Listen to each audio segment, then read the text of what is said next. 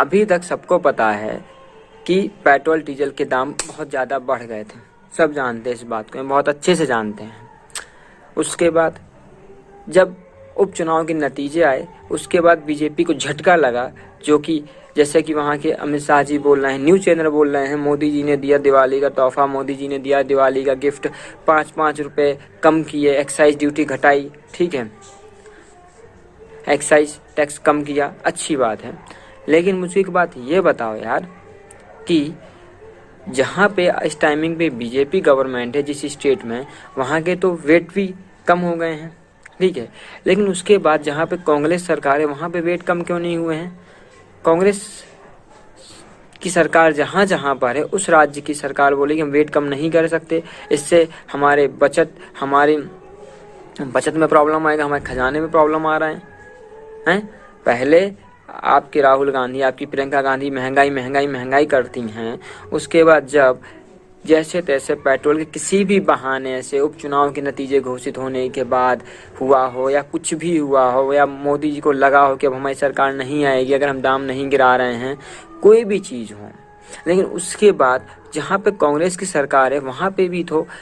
Petrol diesel के दाम कम होने चाहिए थे, वेट टैक्स कम होना चाहिए था, लेकिन नहीं हुआ कम। क्योंकि जो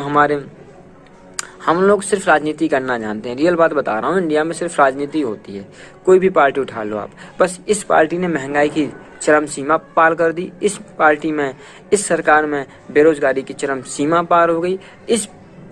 सरकार में ही प्राइवेटाइजेशन की चरम सीमा पार हो रही है, मतलब इस सरकार में खैर सबसे ज़्यादा हो रहा है, लेकिन बाकी जो पार्टियां हैं ना, उन्हें भी कोई मतलब नहीं, वो सिर्फ वो मुद्दे रखते हैं जिससे हमारी सरकार है। इन शॉर्ट, देश के डेवलपमेंट से किसी को मतलब नहीं है, सरकार को सिर्फ इस चीज़ से मतलब है, पार्टियों को सिर्फ इस चीज़ से मतलब है कि मेरी गवर्नमेंट बने,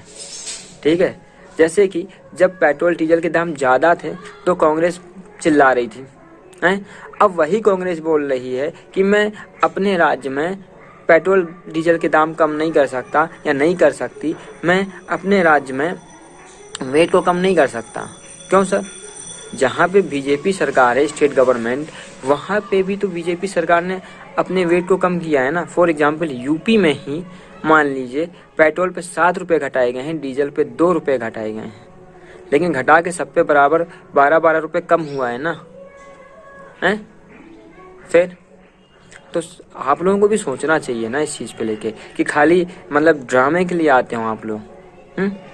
ये तो सबको पता है कि उपचुनाव के ही नतीजे हैं जिससे घबरा के बीजेपी ने इतना बड़ा डिसीजन लिया है। खैर ये कोई बहुत बड़ा काम नहीं कर दिया जैसा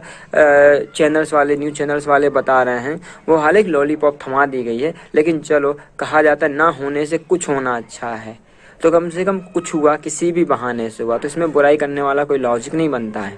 ठीक है। हाँ, इसमें अगर बुराई करने वाला लॉजिक बनता है तो ये चैनल वालों का बनता है कि जब ये प्राइस हाइक हो रहे थे, इंक्रीजिंग में जा रहे थे, तब आप नहीं दिखा रहे थे, लेकिन जब ये 5 रुपये घटे या 7 रुपये घटे तो आप दिखाने लग गए,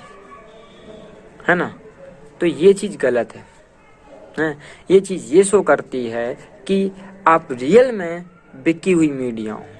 आप रियल में एक ही व्यक्ति के लिए काम कर रहे हो, बस बाकी किसी के लिए काम नहीं कर रहे हैं। क्योंकि जिस टाइमिंग पे रेट प्राइस घटा था उस टाइमिंग पे ऐसा कोई चैनल था जो नहीं बोल रहा हो कि मोदी जी का दिवाली पे तोहफा, मोदी जी ने दिवाली के पहले दिया तोहफा, मोदी जी ने दिवाली पे दिया गिफ्ट, मतलब हर चैनल का लगभग एक ही टैगलाइन थी, ठीक है, मोदी जी ने ये, मोदी जी ने वो, पेट्रोल डीजल के दाम मात्र कम होने से। मतलब कि अगर आपके 5 रुपये कम हो गए, 7 रुपये कम हो गए तो बहुत भारी आसान हो गया है, खैर, है ना, जो बहाने लेके लिए जाते थे, ठीक है। तो प्लीज़ आप लोगों से रिक्वेस्ट करूँगा कि अच्छे से मीडिया में काम कीजिए, जो आपकी ड्यूटी है ना उसको ऑनेस्टली कीजिए, जो कि अभी कोई नहीं कर रहा है, ठीक है।